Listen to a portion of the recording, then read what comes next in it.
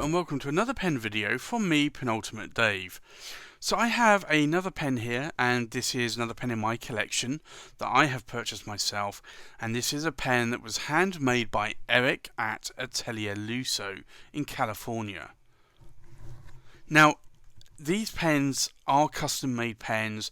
Now, this was a pen that I chose the material on myself from a rod manufacturing site and asked Eric to turn into a pen. So let me just show you this box. It's a plastic sort of clamshell box, sort of a faux leather going on type effect there. If I open the box, you'll see the first couple of things is an Atelier Lusso sticker and an Atelier Lusso business card here. So if you want to contact Eric at any time, those are his details if you want a pen made. So let me move those out of the way, and then I will show you here this lovely pen. So let me remove it from its bed and remove the box, and this is the pen. So there were a couple of pens that I had commissioned that I wanted to look a little bit more like a topographical look down at the earth, and I saw this material on a rod site and I thought this would be perfect for a pen. It has a lot of like white fluffy cotton clouds, but also some sea and some earth sort of swirls going on in there. So for me, this I thought was a really lovely pattern. So I asked Eric to turn this into a pen.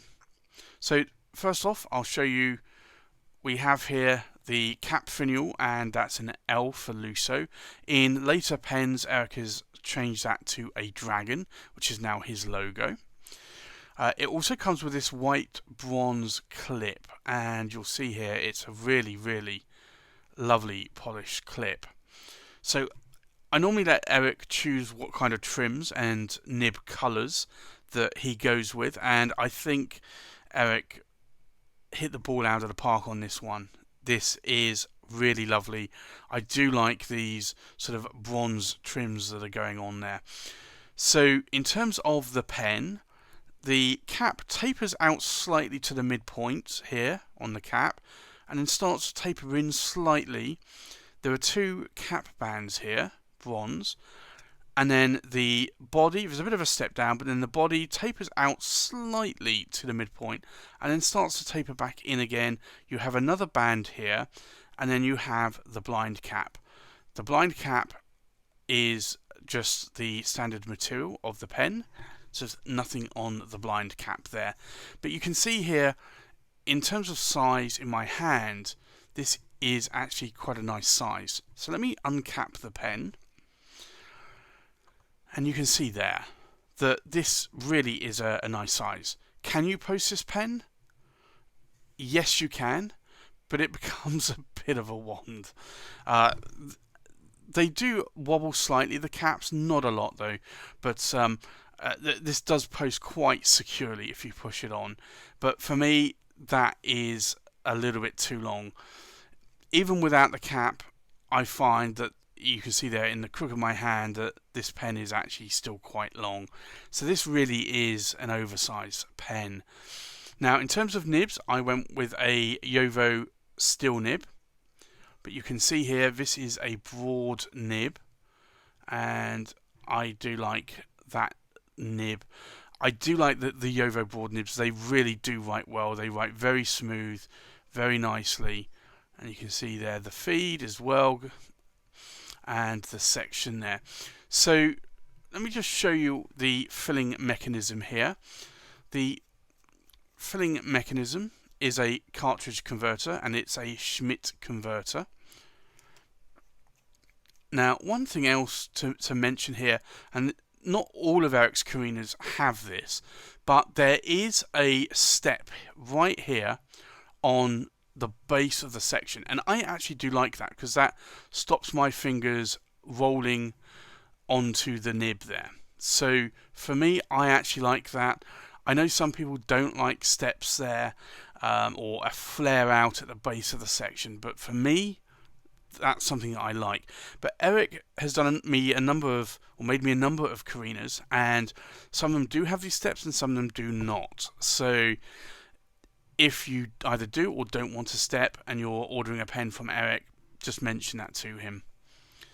But this pen though is really nice. The material is stunning, and I'm really glad I handpicked this material myself. Like you can see here, this material is absolutely gorgeous. So there's quite a bit of chatoyance that's going on there, and also depth as well going on in that material. So this is really a material that speaks to me. So I'm really glad that I chose this material and added it to my collection. So let's do a size comparison and weight check. So the full length of this pen is around about 148 millimeters capped. The cap is around about 65 millimeters in length.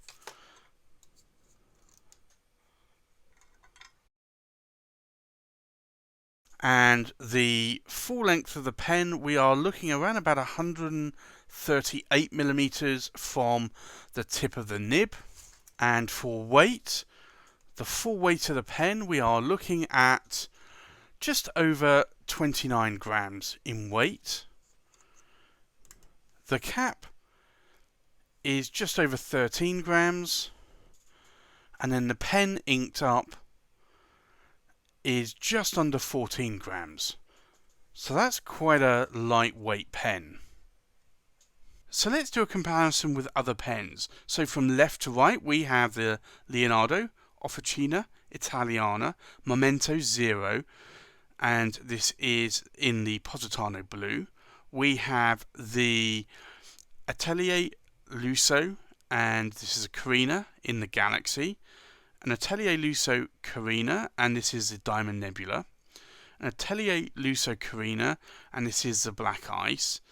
We have the Atelier Lusso Carina, and this is in the Amethyst Fields. And then we have an Atelier Lusso Andromeda King Cobra, an Atelier Lusso Andromeda Dragon, an Atelier Lusso Andromeda Tectonic Seas, an Atelier Lusso Andromeda Hurricane, and an Atelier Lusso Andromeda Vulcan's Forge. So let's do a writing sample. So this is the Atelier Lusso Carina, and this is the Amethyst Fields, and it is a broad steel nib. Now the ink in here today is Diamine Marine, which is a lovely sort of green ink. Now in terms of line variation, this is a broad nib and it is a steel nib. If I try to apply a little bit more pressure there, you're really not going to see a huge amount of line variation. And there you go, there's the figure of eights.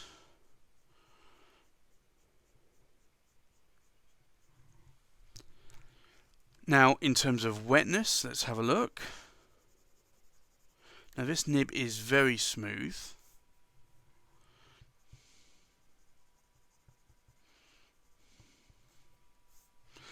So the nib isn't that wet when you look at the nib there. Normally a fire hose nib will be around about the midpoint here, and you can see here it's not even half the way to the midpoint. So although this, as you can see here, looks to be running quite wet, it's not an overly wet nib. So this is quite a nice nib that would actually work really well in a journal for me, because you can actually write, you can turn the page quite quickly. That ink, because it's not a super wet ink and the pen isn't a super wet writer, you would be able to turn the page quite quickly. Now for me, I do love this pen. This material was handpicked by me. So obviously I'm going to like this pen, but I do like a lot of the pens that Eric does make. And for me, I think his workmanship is second to none. It's really good. So that's a review of the Atelier Lusso Carina Amethyst Fields. Thanks for watching. Please like, comment and subscribe, and I'll see you on the next pen video. Bye bye.